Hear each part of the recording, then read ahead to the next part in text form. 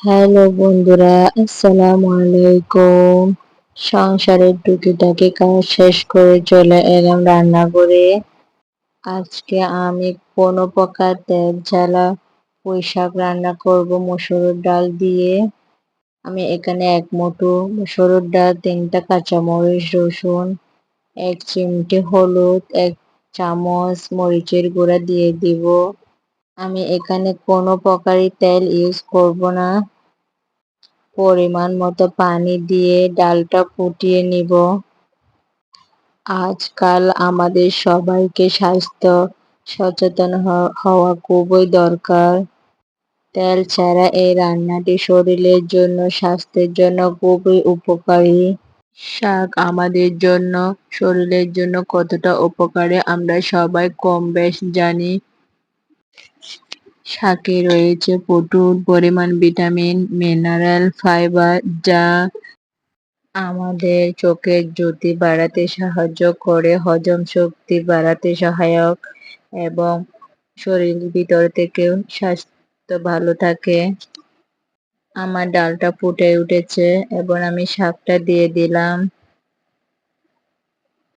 আমি লো আঁচে একদম রান্না করব, ঝোল একটু একটু মাখো মাখো ঝোল থাকে মতো। আমি আগে শাকটা ধুয়ে পরিষ্কার করে নিয়েছি। আমার শাক দেওয়া শেষ, এখন ঢাকনা দিয়ে ঢেকে দিব। আমার শাক রান্না প্রায় শেষ। আমি এখানে কোনো প্রকার তেল ইউজ করি নাই। এখন ভাত খেতে চলে এসেছি। গরম গরম ভাতের সাথে এই শাক রান্নাটাও দারুণ মজার। আর এই শাক যখন তেল ছাড়া মসুর ডাল দিয়ে রান্না করা হয়, সঠিক পুষ্টিগুণ বজায় থাকে। রেসিপিটা খুবই উপকারী। বিশ্বাস করুন, তেল ছাড়া এই শাক রান্নাটি অসাধারণ লাগে ভাতের সাথে, যদি একটু ঝাল ঝাল হয়। হাজারো ব্যস্ততার মাঝে সংসারটা সুন্দর করে গুছিয়ে রেখে কি যে শান্তি, তা শুধু একমাত্র গৃহিণী বলতে পারবে। আমি শাক দিয়ে অনেকগুলো ভাত খেয়ে ফেলতেছি। আলহামদুলিল্লাহ, অনেক মজা হয়েছে। আপনারা কারা কারা এভাবে তেল ছাড়া শাক রান্না করেন কমেন্টে জানাবেন। এটা কোরবানি মাংস কাটাকুটি চলতেছে।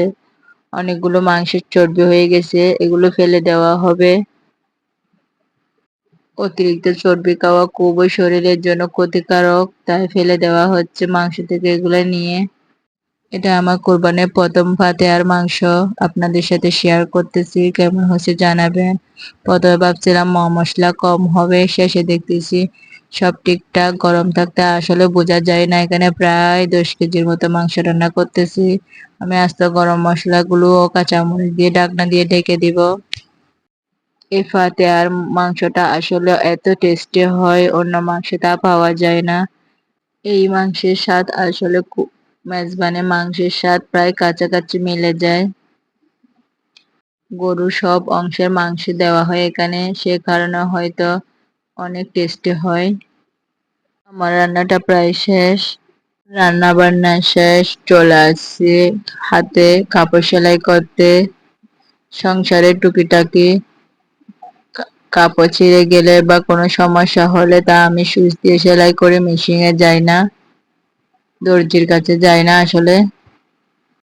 এখানে আমি নতুন বেডশিট কিনছি 500 টাকা দিয়ে। একটা বড় বেডশিট কিনছি 800 টাকা দিয়ে, কিন্তু এটা ধোয়ার পর অনেকটা ছোট হয়ে গেছে। বিছনাতে বিছালে ছোট হচ্ছে, সেজন্য আমি 2টা বালিশের কভার খুলে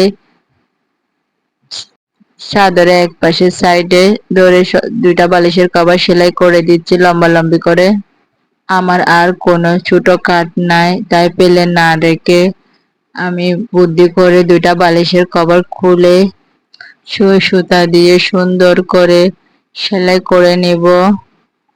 আপনাদের এই আইডিয়াটা কেমন লেগেছে অবশ্যই কমেন্ট করবেন এবং ভিডিওটা দেখে লাইক করবেন, কমেন্ট করবেন এবং নতুন কোনো বন্ধু দেখলে সাবস্ক্রাইব করে দিবেন।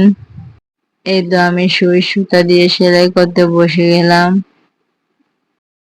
এই আইডিয়াটা কেমন হয়েছে আপনারা কমেন্টে জানাবেন। আমাদের ঘরে এরকম ছোটখাটো ছেঁড়াফাটা বা কোনো কিছু প্রয়োজন হলে আমরা সামান্য বিষয়তে দর্জির কাছে যাই। আপনি এটা ট্রাই করবেন, দেখবেন অনেক সুন্দর হয়েছে। নিজের হাতে কাজ করাটা সত্যি আলাদা। এতে কিন্তু মনে একটা শান্তি পাওয়া যায় নিজের কাজ নিজে করতে পারলে। প্রতিদিনের মতো আমাদের সকাল সকাল রান্নাঘরে চলে হয়ে যায় ব্যস্ততা। ঘরদুয়ার পরিষ্কার পরিচ্ছন্ন করা, ঘর গোছানো, পরিবারের অন্যদেরকে দেখাশোনা করা, সব মিলিয়ে যেন ডানা মেলে উড়ে যায়।